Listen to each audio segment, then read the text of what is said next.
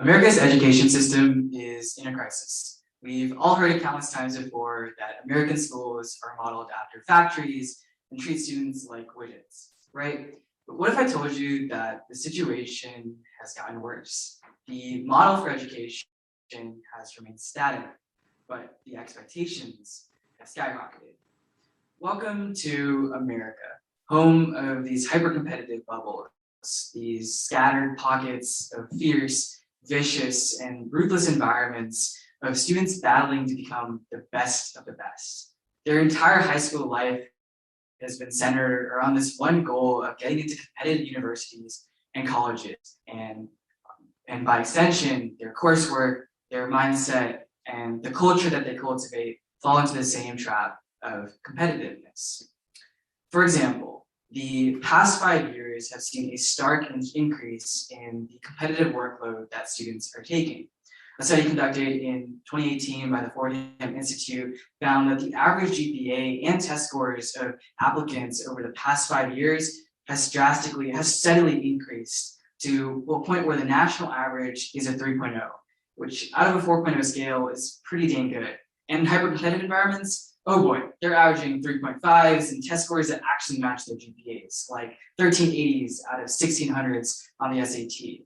In fact, a 2016 study found that out of a random sample of schools in California, schools in the Bay Area averaged much higher SAT scores, and few schools even average scores of 1430, which is astonishing because those scores are already in the 90th to 99th percentile of all SAT test takers nationwide. Year by year, this number increases because students are expected to do better, to reach a standard that just keeps getting further. They have more resources, they get to learn from past graduates about the ups and downs of certain courses, or maybe they're just trying to stay with the pack, which is a direct byproduct of the merciless college admission cycle that continuously rejects qualified applicants left and right. Each year, we see a massive increase in the number of applications, but a stark decrease in the number of the acceptance rates. And the result, there is a belief among students, parents, and faculty that so-called average students are getting rejected, and that if you stay at the top of the class, you're never going to be rejected. I mean, how could you? You're better than everyone else. And ever since, there's been a competition among students to be placed at the top of the class. But obviously, you might be wondering, Saurish, there is no way that these hyper-competitive environments, or whatever you're talking about, are healthy. And to that, I would say, ding, ding, you're absolutely right. They're not. A study published recently in the winter of 2021 analyzed the effects of an increase in workload, or AP classes, on mental health, and found that there is a drastic increase in stress in students, to the point where students are exhibiting the same amount of stress that adults are, and often it's even worse. Stress now is a big part of students' lives, unfortunately. We're plagued with countless assignments, countless tests, countless projects, which just naturally create a lot of stress, since there's so much to keep up with. For hyper-competitive students are seeing that there's not even an increase in learning from the stress. In fact, those taking AP courses have even found that AP classes have started just teaching the test, and there's no actual learning, and they've deviated from the legitimacy and difficulty of actual college courses. Their entire year of supposedly learning wasn't really learning at all, but rather just a preparation for an exam in May. Yet we are forced to feel that stress because it is expected of us to perform well. Because, Sarge, if you don't perform well, you're not going to get into college. And that mindset, the mindset that's seemingly become the social and cultural norm, is a toxic mindset that produces massive amounts of stress for millions of students all across the nation. American education is slowly becoming a pipeline of mental health deterioration among students, and COVID really didn't make anything better. According to one study, 81% of high school students felt a massive increase in stress.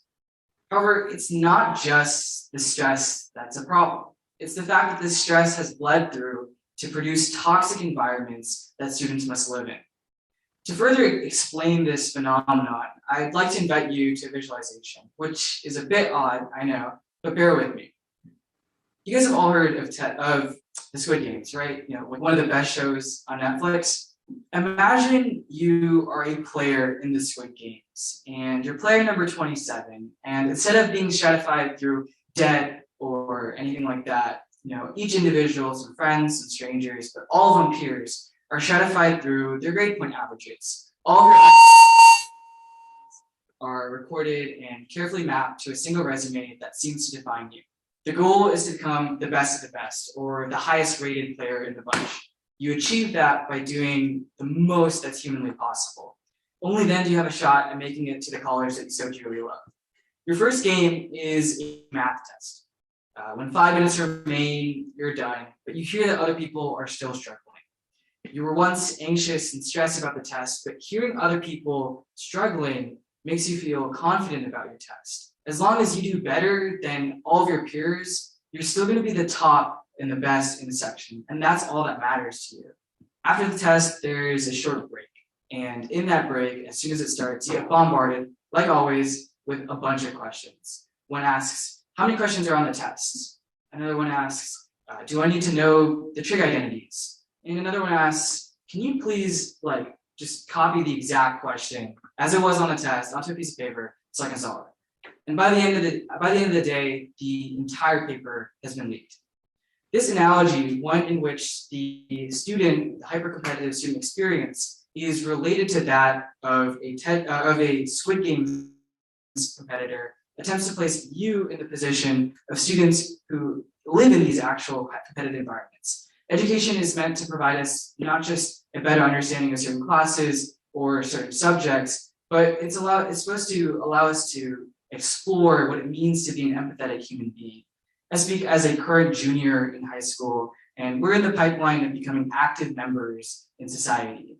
The environment produced through these hyper-competitive environments breeds toxic secrecy and just fakeness overall that dooms any chance at becoming those empathetic human beings. We live in a harrowing reality where relationships and friendships are literally evaluated on the question of usability and usefulness, stunting any possibility for growth whatsoever.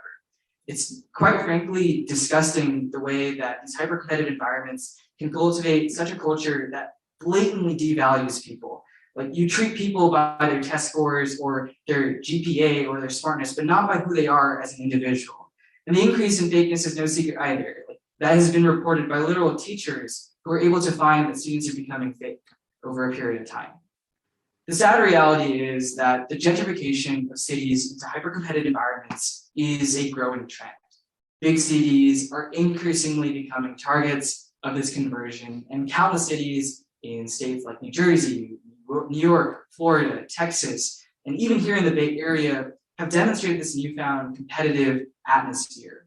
If the change is here now, we need to focus on how to suppress the impacts that this environment is having on students.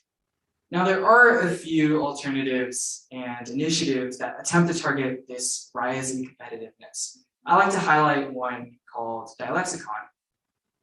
I'm the vice president of TEDxLeighHS, and our main goal is to connect students all across the globe and just openly discuss these topics and engage with each other on real levels. Now, obviously, we're not going to be able to do your math homework or your CS homework, so definitely these relationships might not have your normal usability per se, but we are able to build empathetic and social connections and a community.